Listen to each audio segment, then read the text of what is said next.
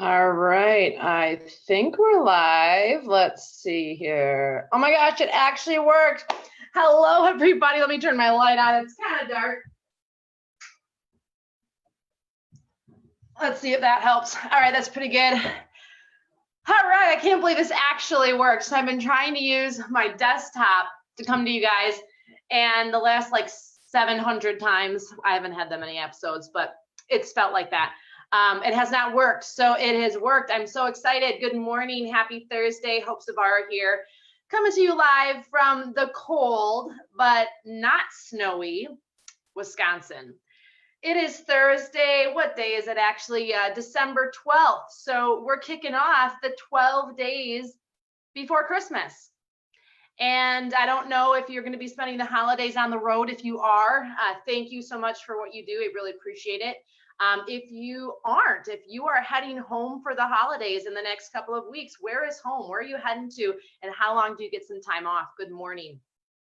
Today we are talking about a couple of things, and I hope that you will enjoy the show. But first things first, I want to share with you yesterday, well, this wasn't just yesterday, but it's been the last couple of days.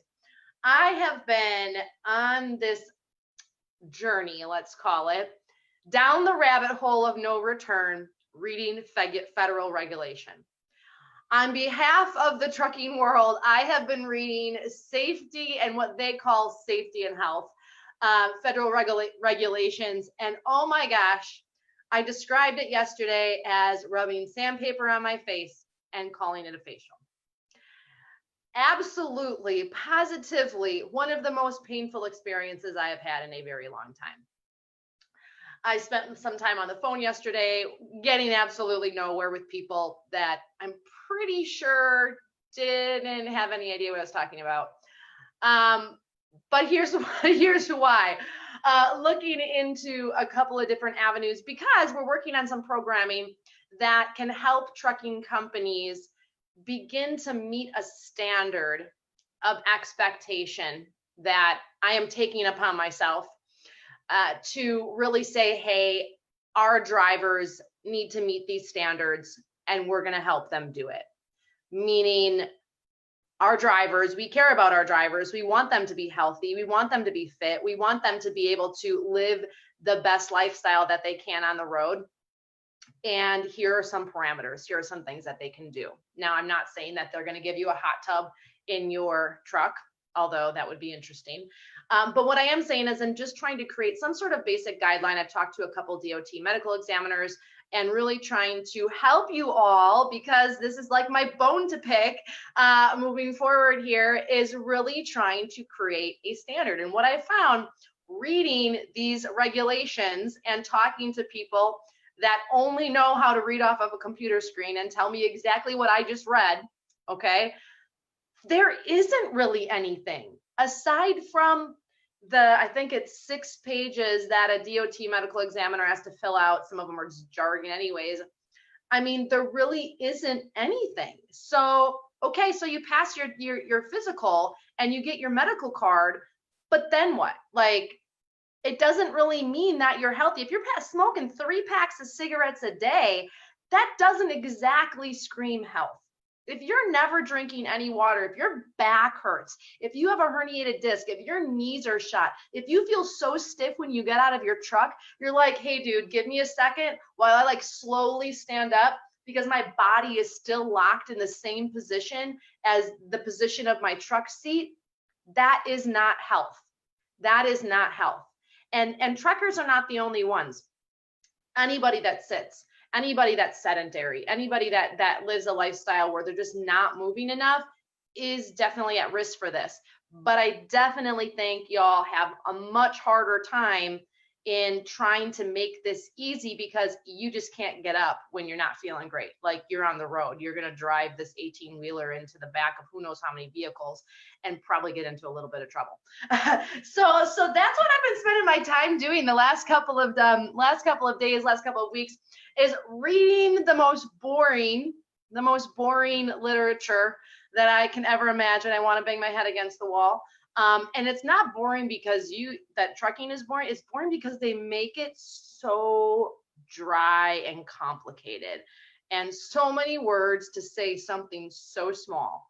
So yeah, I'd love to hear your thoughts on if your company offered some training, offered incentives, offered opportunity, offered materials, offered education, whatever it is, what would you want that to look like? And I totally get it. Health, wellness, being fit and active, being able to get down on the floor with your kids or grandkids, you know, thinking about not wanting to be in a wheelchair at whatever age you are right now, looking into the future. We all think that that is never going to happen to us and that doesn't matter or that's no big deal. But the reality is it's going to happen to all of us unless we do something about it. And I see this all the time. My grandmother-in-law, all my grandparents are now passed, which makes me sad when I think about it, but we're not thinking about that right now. She, I think I said this on the last week's show, she just got out of an assisted living / like nursing home recovery. She's 86, I think, 86 or 87. And because she cracked her hip. She was actually leaving the Aurora clinic from an appointment, tripped over their rug and cracked her hip. Like, talk about like feeling great when you leave the doctor's office. And then they told her that it wasn't fractured or cracked, sent her home, was in a ton of pain, came back, and then they were like, oopsies, I made a mistake. But that's neither here nor there. But my point is she spent several weeks in a wheelchair. And I think it really dawned on her that if she doesn't start trying to take care of herself, especially after this happened, she may always, forever, for the rest of her life, be in a wheelchair. And I think this happens to a lot of us. We don't recognize how important our independence is, how important our health is, until it's either taken away, we see a glimpse of it being taken away, or we experience what it's like to not have it. I mean, am I wrong to say that? I think about the time in my life where I was knee deep in an eating disorder and I was super sick. I mean, super, super sick. Drugs, alcohol, you name it. And it was like, all of a sudden it dawned on me one day how if I continue down this path, I won't have a life. I didn't have a life. I had alienated all my friends and family. I was lying all the time. I was hiding everything all the time. I was literally, my body was breaking down. I was living in a body that was literally shutting itself down. And I was like, holy crap, I don't want to live this way. And maybe you felt that way, whether it's you feel like you're overweight, whether it is you want to quit smoking, drinking, you need to, whatever it is. I think we all hopefully have gotten a glimpse into the future and say, hey, I want to do something about it. Because here's the thing, even if your company, if you're a company driver, says, hey, I have this training for you, I have these products for you, I have this book for you, I have this incentive of $500 or whatever it is to take better care of yourself, it has to come from within, or it's only going to be temporary. And I see people make fun of me sometimes. I'm not going to call this person out, and I know he does it in good fun, but he makes fun of me about, health and taking better care of yourself. But guess what? All of a sudden that day is going to come where you can't do the things that you want anymore. And you are more than not responsible for that. There are a lot of things we can control and can't control in our lives, but our health to a certain degree is actually one of them. And it's complicated eating at a truck stop. I get it. Like when I travel, it's like, ugh, I feel like crap. But I'm working on that. We're trying really hard. We have some things in the works, hopefully some new options. The thing is, I hear from all the people on the other end, that means you got to buy them, and old habits die hard. But this kind of leads me into the end of 2019.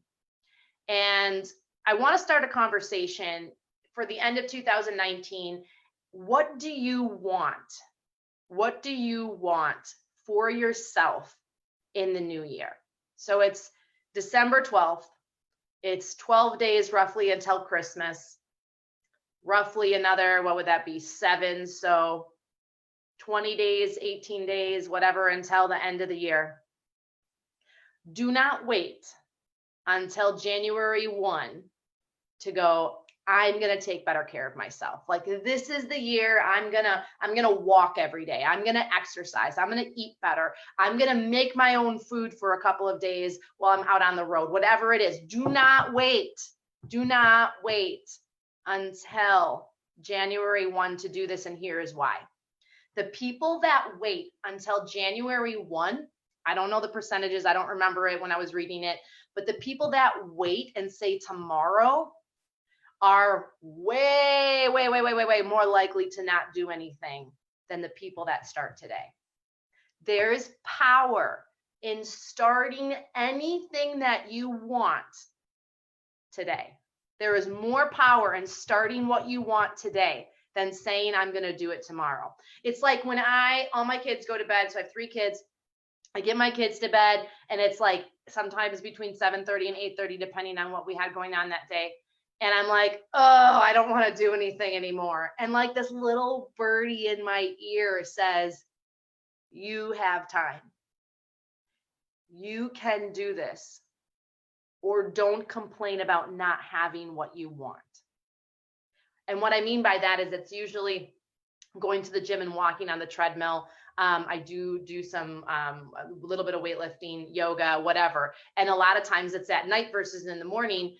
And so I have this like little birdie in my ear where it's like, yeah, I could sit down on the couch and scroll Facebook or watch a movie or whatever it is. And sometimes I do. But there's this little birdie in my ear that says, you are in control of this, Hope. And I'm sharing this with you because people look at me all the time and go, oh, you're so skinny, or you're so healthy, it must be so easy. And first of all, I can't control the genetics that I have. But 2, it's a choice that I make every single day. Please hear me say this. It is a choice that I make every single day. Some days I blow it. Some days are better than others. Some days I have 2 cups of coffee instead of 1. Some days I don't go to the gym. Some days I sit in front of my computer for 12 hours. Some days I eat Peeps, the whole container of them. Some days I don't do so great. But I recognize that so much is in my control. And I want to remind you all of that today, even if you're a trucker. I always say you don't have to be a mother, you don't have to be a trucker, you don't have to be a yogi to practice mother trucker yoga, because this is about being a human. This is about being a person responsible for yourself. And I might be preaching right now, and I apologize, but if you're listening, listen to the preach. You are in complete control of your health to the capacity that you make the decision every single day on what food to eat, how much water to drink, how much you move within the constraints of your day, your job, your parameters. Obviously, don't go walking down the interstate. Like, that's dumb. Don't do it. It's kind of like don't use the blow dryer in the bathtub. I'm just saying that. Like, you have control. Yes, truck stop food sucks rear end most places. But they do have some healthy options. Have you ever used Instacart before? Let me pull it up for you. So when I travel, I use Instacart. I'm going to pull up the app here. If it's thinking here. Okay. Hold on a second here. Okay, so that's Instacart. So I have Kroger Foods up right now. And you can type in your zip code, your location, the truck stop that you're parked at, the park and ride, wherever, the parking lot, I don't know, your house, okay? You're getting home and you just want groceries and you don't want to go grocery shopping, all right? Free shipping for $35 or more. I think it's like you get 3 weeks free or 2 weeks free, and then it's like 99 bucks a year, which is like an awesome deal because you don't have to go anywhere. And you can literally shop any of the grocery stores within your region. You can pick Aldi's, you can pick Whole Foods, I think, you can pick Walmart, you can pick, wherever, whatever's closest. And you can pick those and grocery shop. So don't give me it that you don't have access to healthy food. You could cook or make a couple of meals if you're going home that maybe last you 1, 2, or 3 days. At least that's 1 day. At least that's 2 days. At least that's 3 days. You could make some snacks to eat so that you're not eating Doritos and Pringles and God knows what else every single day. It is a choice. It is a choice. And I am not looking down on anybody because, hell, I had a food addiction for more than 15 years. I still struggle with it. I'm still very conscious of these ingrained patterns within me that make me want to not use food in the right way. So I get it. I get it. Like, I totally get it. But we have to come to the place where we have had enough, where we are ready to make a change, and we're going to do what it takes. It's like when you hear those inspirational stories. There was that man that was, I think, a paraplegic parachuter or paratrooper. Sorry, I'm trying to remember the story. But he was on crutches, and then all of a sudden he's doing yoga and headstands, and it's like unbelievable. He like lost a bunch of weight. Fantastic. Like, love the story. It's a video. I'll try to find it and share it on Chrome and Steel. But absolutely inspiring because he recognized that he had a choice. Most choices that impact our lives the most, the biggest, are the hardest ones to make.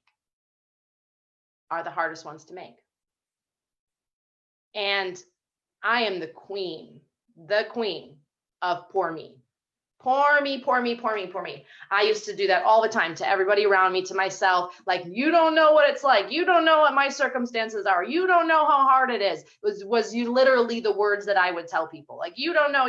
It's so hard. You don't understand. And what I was trying to do was justify the fact that I wasn't ready to change. And I'm sharing this with you because it's December 12th. It's a few short weeks away from 2020. And although I'm not a big fan of New Year's resolutions, if you remember back to October, we talked about the last 90 days.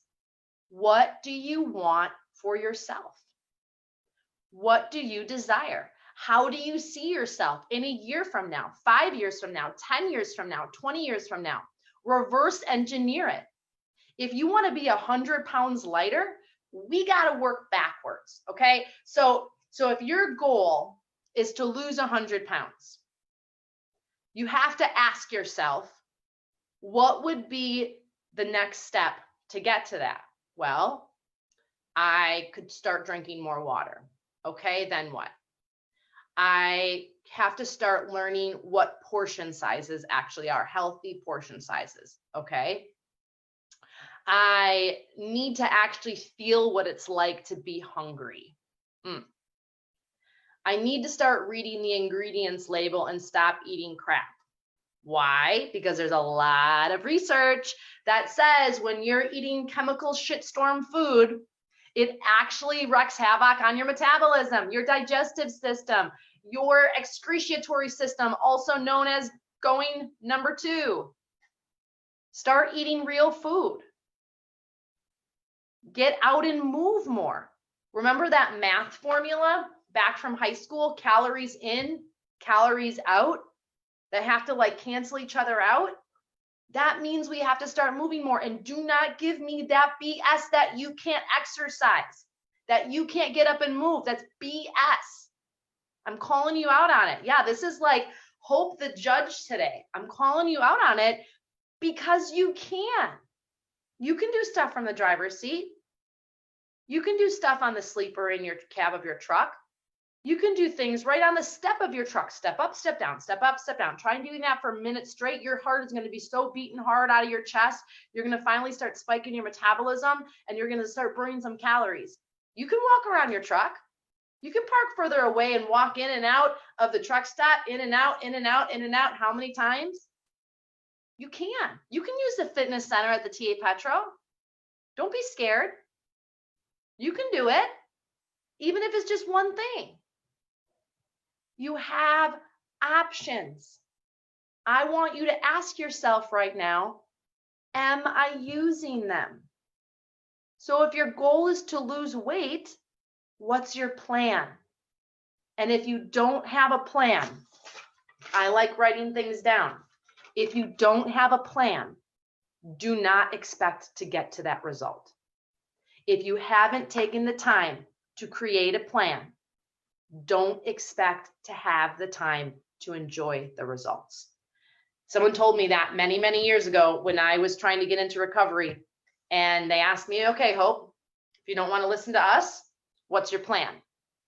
And I looked at her and I was like, I don't know. I didn't really say it like that. Actually, I was much more rude.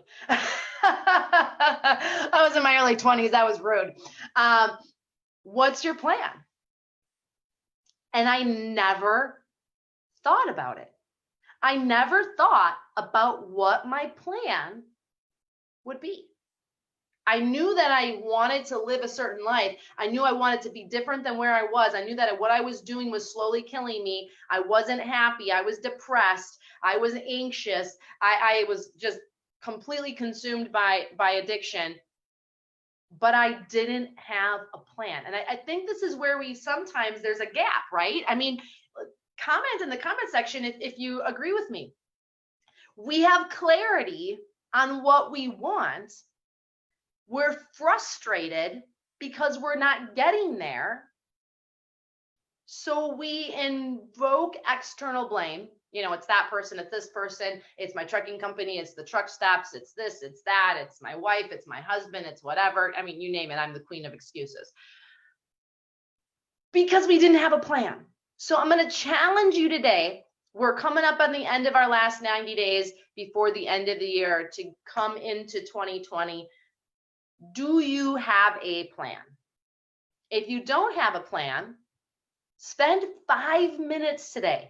You have 5 minutes. I assure you, if you don't, I will hop on the phone with you and we will look through your daily schedule and I will help you find 5 minutes. Like, that's how committed I am to you. We will find you 5 minutes and I will actually help you create a plan.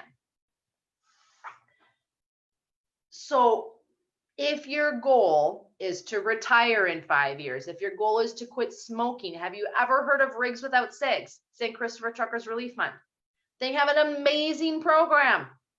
And when people use it, it has an extremely high success rate. Plan to get you to the solution. Plan to get you to your end goal. Plan to get you where you want to be. A plane would never take off without a plan, also known as a roadmap, also known as directions.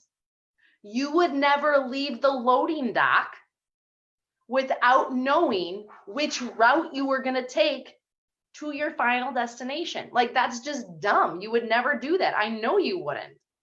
You're smart. You're a talented professional. You don't just, I'm going to see where this road takes me and hope that my reefer doesn't break down and you know, the food doesn't expire and whatever, you know, and things don't break, or this road isn't going to mess with the whatever it is in my cargo, you know, whatever.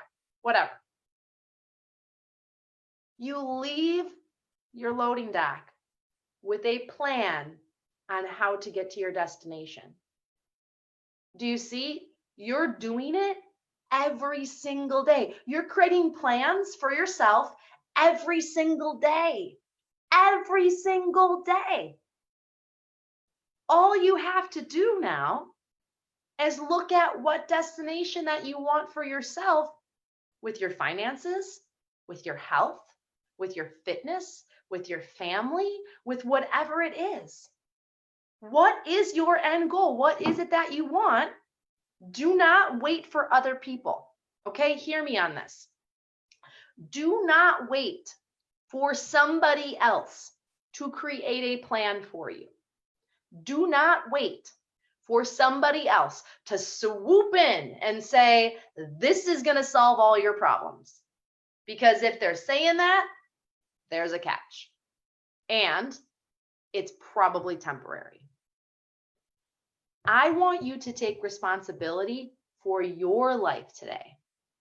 There is nothing more empowering. There is nothing more empowering than taking responsibility for yourself. Some people look at my parenting sometimes and they think that I maybe don't do enough for my kids because I let my kids do a lot for themselves. They're 11, 9, and just turned 5. Ivan just turned 5 on Tuesday. And they usually make their own lunches.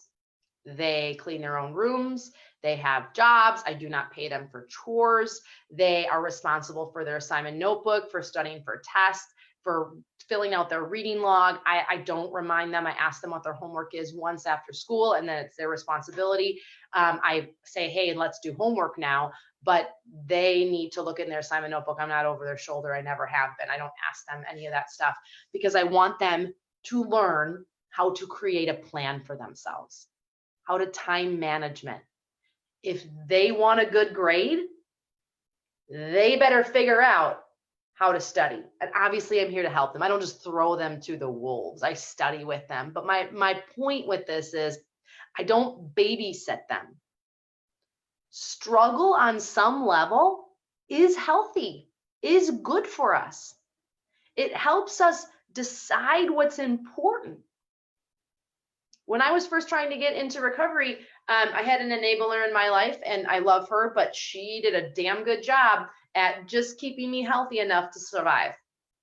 And when that enabler was gone, I had to decide if I was going to sink or swim. And I hated it. It was uncomfortable. I was mad, but it was the best thing that ever happened to me, where I had to decide how much I wanted something and I had to make a plan for myself. So I'm asking you here today, what is your plan? It doesn't mean you have to fly solo, okay? It doesn't mean that you're doing it on your own. But what it does mean is that saying, this is what I want, and I'm going to start to figure out what I need to get there. Is it mother trucker yoga? Do I need to go see my doctor again? Do I need to invest in some fitness equipment? Do I need to park further away from the truck stop every day so I will at least walk another 50 feet? I don't know. I'm just throwing stuff out there.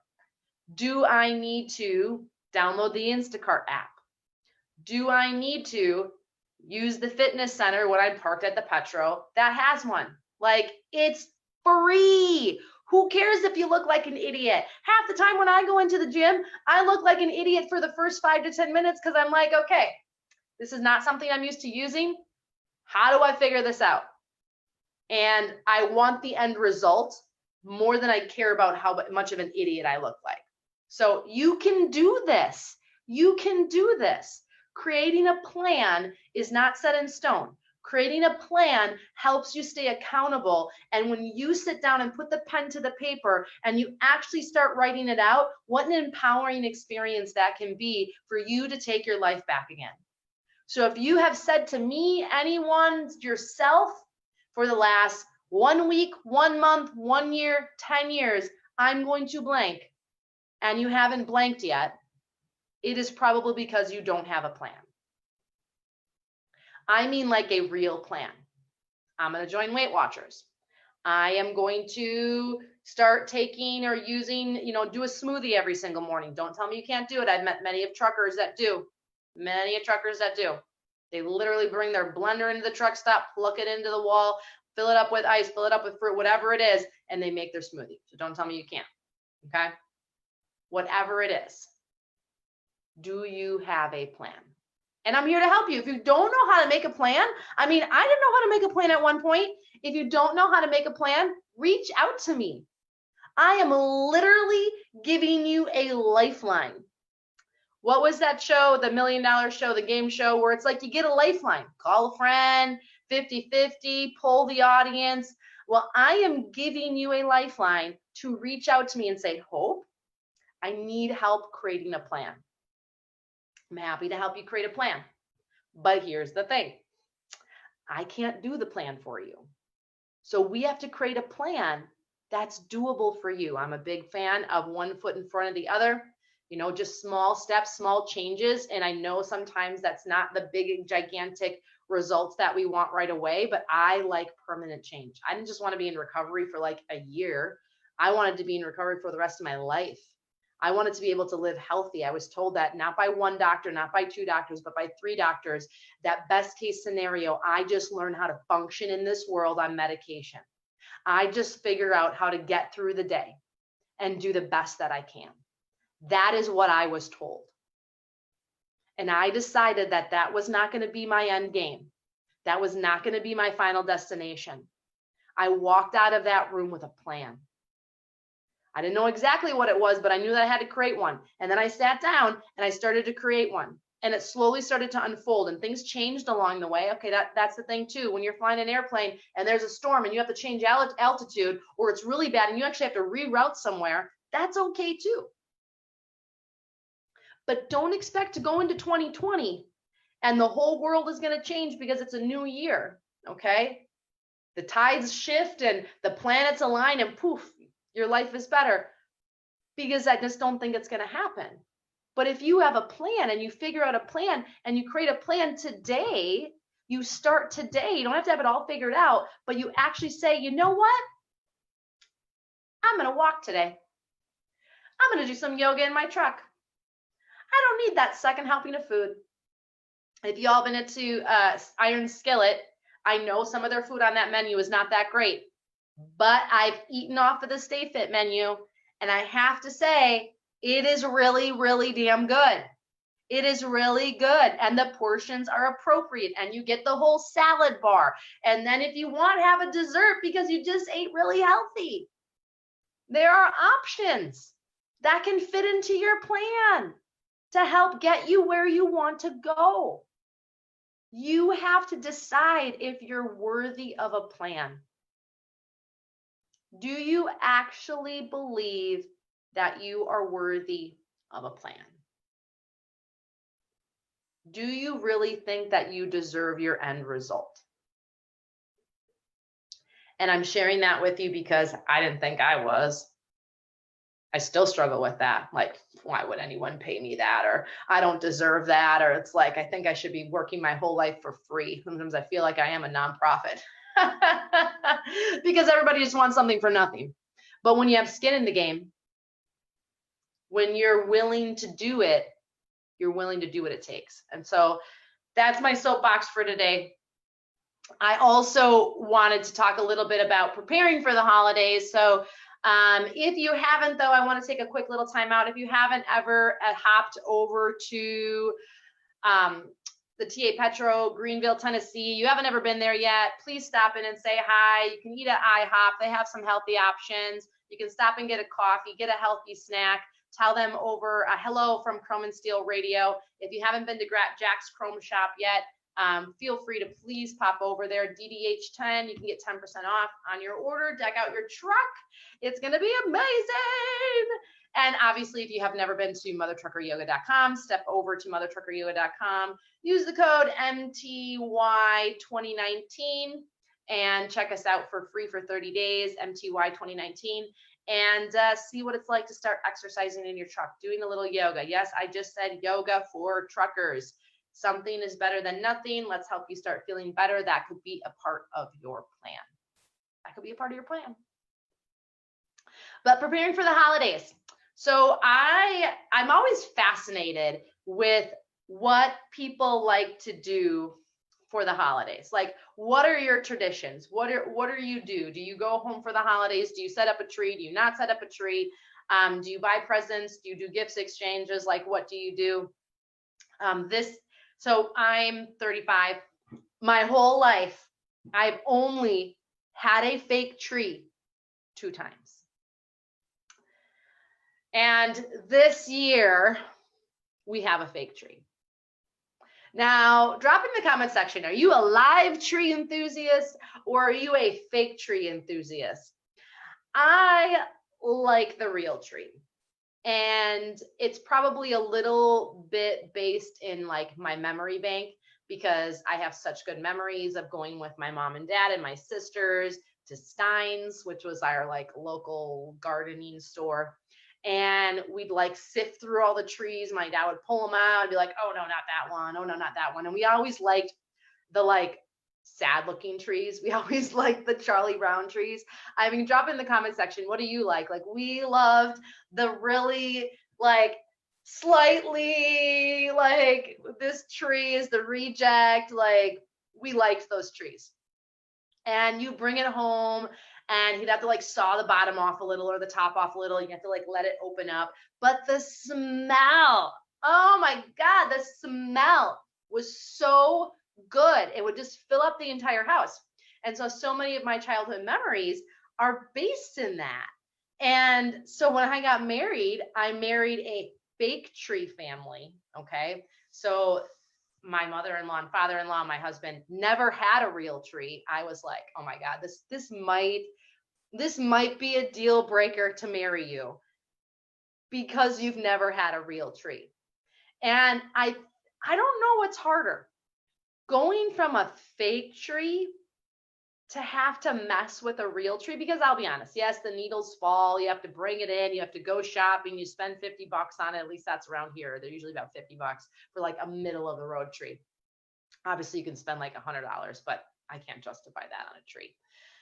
So you have to deal with all of that, and then you have to take the ornaments off and the needles are pulling everywhere, and like you have to do all that, which is kind of annoying, and then you have to figure out where to get rid of it. Luckily we live in the middle of the country, so we just burn our tree. Or is it harder to go from a real tree and the joys of a real tree to a fake one? Now, I will say this, it is really nice if you have a fake tree that has lights built in. Like, freaking genius. Whoever came up with that. I mean, absolutely brilliant. That is one nice thing. But we have a fake tree this year, and we actually have a little fake tree. We're remodeling our house still, and so I was like, okay, like we have a couple fake ones. Like I had one at my studio, we were gifted one, and that was just like the one that we pulled out. So we have a fake tree, and it doesn't have the smell, and you can't put the tinsel on it. Or have you ever done snow, where you do like the snow and you pull the branches? Oh my gosh, we did that as kids. Such a mess, but so much fun. You can't really do that on a fake tree. Are you spending the holidays on the road? If so, what do you do in your truck? Do you like decorate it? Do you have like mistletoe hanging from your mirror? I mean, like, what do you do? Do you put a tree on the front of your truck? I'd love to see it. If you deck out your truck for Christmas, I would love you to post it and tag either Chrome and Steel Radio or tag Mother Trucker Yoga. I would love to see what you do for the holidays, because there's nothing better than driving down the road and you look over and see a huge semi coming by, and it is like decked out for Christmas. This one guy had like window clings on his window. I was like, hell yeah, that's so awesome. You must have stopped at Walgreens. Or like the wreath on the front of the truck. I absolutely love that. So what do you do on your truck, if anything, for the holidays? Both. So Alan, so let me get this straight. If you're talking about the tree, you have a live tree in your house and a fake tree at the same time? Or did you have one and then the other? Rebecca says that she has a live tree too. I know, like, I'm just so partial to the live tree. I have to tell you a funny story. So I'll see if I can move my computer all the way over. So I'm in my office, and if you can see out the window, like those are like pretty big pine trees. Okay, so we have these really, really big pine trees, And we just recently had them thinned out so that they wouldn't die. But anyway, so we had some by the road, and my husband had this brainiac idea a couple years ago. He's like, I got to cut this tree down anyways.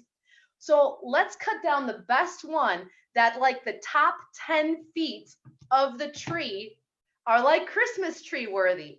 So I actually have it in a Facebook Live video on my personal page. He's cutting down the tree to fall on the road just right, to hopefully be able to not crack the top of the tree. I mean, you saw how tall those trees are.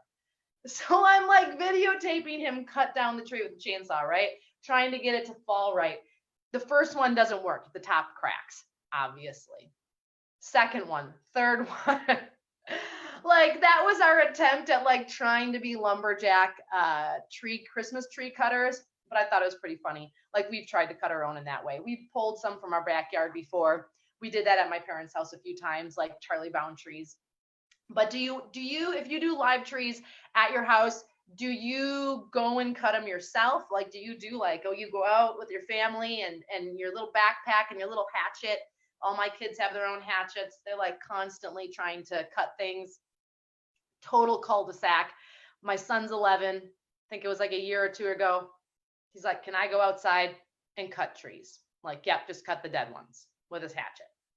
So he's out there with a little axe, his hatchet. He's out there for like an hour or so, comes back in. We're like, how'd it go? It's like, good. We're like, did you only cut the dead trees? He's like, yep. I figured it out because I would cut into all the trees and I would see if the wood was dead or alive. Please, the next time any parent tells their child that they can hatchet trees in their woods, give them the disclaimer of how you know what a dead tree is.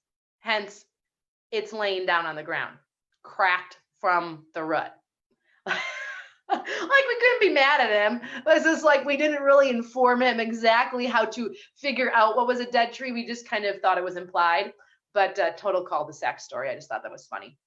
But you do every year. I love it. So yes, I prefer a live tree over a fake tree. But I have totally pulled back this year and gave in to my husband and said we will do a fake tree only because this was totally self-motivated, only because if that makes him a little bit happier to continue to do our house, he's a contractor by trade, I will give him anything he needs to that capacity to make that happen. So if not having a real tree this year makes him work a little bit more and get a little bit more done, I will gladly give in to the real tree. But next year, my friends, next year, the game's on.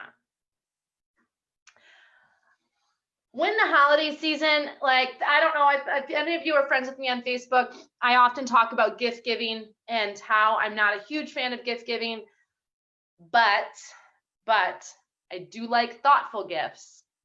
How many of you find yourself getting caught up in the hustle and the bustle of the holidays on an anxiety level? What I mean by that is I went shopping yesterday because I have this party I have to go to on Saturday, and like, I'm a country hick, okay? Like, I am not club chic. I am not fabulous. I am pretty simple. And I was like, I don't know anything to wear to this party. And I had to get some things for my kids for Christmas. And so I'm at the mall. It's like 45-minute drive from where I am. And so I'm at the mall, and like, you can just see people like buying stuff. And I wonder sometimes, like, what are you buying that for? Is that for yourself? Does that person actually want or need that? Like, I guess I find myself a lot during the holidays asking myself in my head, do I really need this? Does that person really need that? And obviously it's like the joy of giving gifts, but have you ever gotten a gift that totally felt like it was like an afterthought gift? Like, oh, I don't have anything for you. One year, a family member we do gift exchange. And now finally I have my sisters on board where we like go out to dinner and like do something fun for Christmas, and we don't buy each other gifts, which I'm so happy about because I just don't need anything. And if I really want something, like I'll either say, hey, I want this, or I'll just buy it myself. but like we're opening gifts, and like I open this up and it's these like weird slippers that I would never wear, and she should know that. Well, she does know that. And then she like proceeds as like, oh, they were like on clearance at Menards, and I thought, yeah, I'm gonna get these because I didn't have anything for you. Like, if you're gonna buy me a gift for Christmas and you're thinking I don't have a gift for Hope, I should just buy her something, I give you permission to not buy me anything, okay? I don't care about gifts in the sense of like, I just need to have something there. Equally as much, I think sometimes I might come across a little Scroogey when I kind of am a little bit more hesitant when I'm like, I'm not going to buy you something if I don't know what to get you. I'm not just going to buy you something that doesn't like speak to me, where it's not like, oh my gosh, that person would love that, or I know that they need that, or I really want to give that to that person. Like, there has to be some sort of connection to the giving of the gift. I'm not a big fan of giving stuff. I mean, is anyone else there with me where it's just like, I find it exhausting? And then like, is it really worth going into debt or credit carding all of these Christmas gifts just to be like, ooh, for like 30 seconds. And then come January 15th and you get your credit card bill and you're like, oh my God, how did I spend that much money? Like, I don't know. Am I alone? Am I alone where it's just like, my kids, I try to really follow that line because I see this a lot where it's just like, it's about stuff and like, who has the name brand things and who has the fanciest stuff and how much can I give? And like, one, give for the right reasons. Two, like give gifts that people actually need or want or going to appreciate. And three, sometimes it doesn't need to be stuff. Sometimes it doesn't need to be stuff. Like my kids love making ornaments and they love making cards and they like giving experiences. My son now babysits and he's like, I can give my niece, my aunt, with my sister, babysitting. I'm like, she would love that. Like, who does not love a babysitter giving their time so that you can go out and be an adult for a few hours? Like, who doesn't love that? So I'm a really big fan of thoughtful gifts, like things that people will actually appreciate and need. Now, that can be something not very glamorous. Like maybe you want a tripod for your phone. Maybe you want I got some things here. Maybe you want the Road Pro rotisserie. Maybe you want the lunchbox. Maybe you need a new phone charger. Whatever it is, like ask for those gifts. Give those gifts. Maybe someone just needs a night out with you. Maybe somebody needs a hug. Like I don't know. I mean, I just, the older that I get, the more I'm just like, I could be doing something else with this money. I could be giving it to the food pantry. I could be like saving up to take my kids. I really want to take my kids on a mission trip one day. Like there's so many things that I can be doing. And I'm not opposed to giving gifts. I'm opposed to giving gifts just for the sake of giving them. I find myself at the store way too often where like I pick this thing up and I'm like, all of a sudden there's like a part of my brain that's like, this toy is going to get wrecked in like 3 hours. This toy is going to get played with for like 2 days and then probably the piece is lost. Like, am I the only parent out there that like, this is like the conversation that I'm having in my head? And then I just like put it back and then I pick it up again and then I put it back and then I pick it up again. And I'm just like, ah, and I don't just want to give my kids money. I mean, they're 11, 9, and 5. You can't really do that. Although they do like getting gift cards so they can go and like buy stuff themselves, which is good for like budgeting and learning money management. But yeah, I don't know. I'd love to hear your thoughts on that. And like I said, I'm not a Scrooge. I love giving gifts. Like I love giving gifts. I'm like kind of uncomfortable opening gifts. I'm getting better at it. But giving gifts for the right reason. So this holiday, I'd love to know, like, did you buy, make, plan a gift that's like, wow, like you really feel like you know the person getting it is going to love it? Like, I love that my grandma used to always give us dish towels. And when we were a kid, I was like, why am I getting this dish towel? And so every year, all of our grandkids got a dish towel. So then when we were 18, we had 18 dish towels to start our house. And I lived at home for quite a while afterwards, and I lived with my husband. And then we built a condo because he's a builder. And I had 18 dish towels and rags to have in my kitchen. And my grandma had been passed. What a meaningful, thoughtful, purposeful gift. Like, I get it. I'm going to do that one day with my grandkids if I ever have one, or some. But like, what are meaningful gifts that you love? I know a lot of people give ornaments to their kids every year because then you have 18 ornaments to start your own Christmas tree. Like, how cool is that? Do you like give the gift of an activity? So we're really big, like my kids love roller skating, and we love snowboarding and skiing. And so it's like, that's part of their gift. Like, they get passes to be able to do that, and we can go and enjoy that as a family.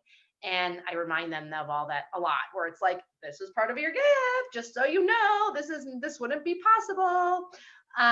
But like, what do you do? Like, I remember as a kid, we made like the cookies in the mason jar, like all the ingredients, and then we'd make them together with people that we gave them to. So what is a meaningful gift? Like, what do you like to give? What do you like to get? I am a total handprint nerd.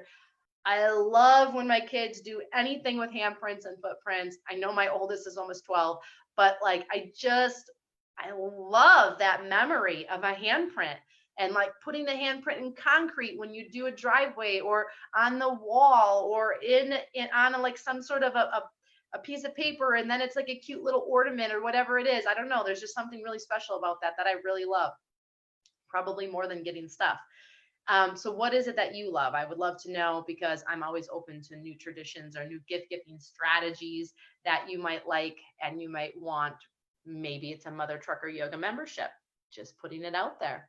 Then you can listen to me all day long in the cab of your truck. So there's no excuses to not have a plan, because I'll be right there with you. Shameless plug. Okay, but what is it that you like to give? How is it that you can end your new year? I'll leave you with this. I believe that we all are very much in the driver's seats of our lives. That we, in fact, have more control than we think we do over the things in our lives that feel like they are out of control. The hardest part is to take that first step. The hardest part is to reach out and say to a friend, I need your help. The hardest part is to say, today is a new day. I'm going to make a change. Those are really the hardest things. The action of actually doing those things is actually pretty easy once you get the ball rolling. It's like going to the gym and then not going for 2 weeks. And then it's like, oh, I don't want to go, because you've lost momentum. So I want you to know that your life matters. I want you to know that your life matters and that you deserve to be fit and healthy. I want you to know that your life matters and you deserve to have your spouse or to have your neighbor or to have your kid look at you and say, wow, look at you. You look great. You deserve to know that your life matters, that when you are 85 years old, you are still doing everything that you want to do on your own free will because you look back and you saw that you had a plan and you saw that you took action on that plan and you saw that you reached out for help on that plan and it made it all worth it. It made it all worth it when you are at that point where you're like, I am so glad I was willing to get uncomfortable and do the things that were hard and reach out and ask for help because now I still have everything that I love in my life, including my health, because I made a choice that day. Today's the day, my friends. What are you going to do with it? What are you going to do with it? Even if you eat 5 Christmas cookies, you can still get out and walk. You can still drink water. You can still do good the rest of the day. It doesn't have to be an all or nothing. I want to let you know that I believe in you. I absolutely believe in you, or I wouldn't be reading federal regulation to the point where I feel like I'm rubbing my face on sandpaper. I believe in you. I know that you can do it. If you feel like this broadcast might help somebody today, might entertain somebody today, please share it out. That's the best way that we can get our message out here at Chrome and Steel Radio. A huge shout out to all of our fans, to all of our viewers. Thank you so much for tuning in. I always go back and read the comments on all of my Daily Dose of Hope shows. So if you have a question, if you have a comment, if you have a concern, please drop it in the comment section. You can reach out to us. You can friend me on Facebook, Hope Zvara. You can find us on Mother Trucker Yoga. Please follow Mother Trucker Yoga. We have some pretty epic things happening in 2020. And I'm like chomping at the bit, but I don't like to put the cart before the horse, and one day at a time. But until next time, remember that no matter how hard life gets, never lose hope. Today is your Daily Dose of Hope. Have a great Thursday.